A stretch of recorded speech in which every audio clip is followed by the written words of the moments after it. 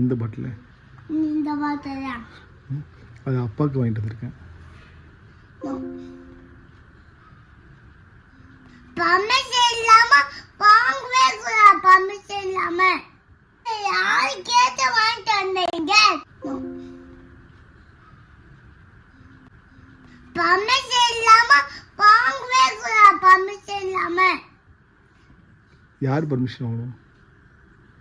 அம்மா கிட்ட பர்மிஷன் வாங்கலாமா? வாங்கக்கூடாது. அப்போ அப்பா எதுவும் வாங்கக்கூடாதா? மைக்கில் வாங்கலாமா?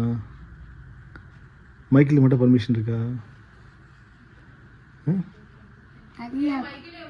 பர்மிஷன் இல்லாம வாங்கவே கூடாது. பர்மிஷன் இல்லாம.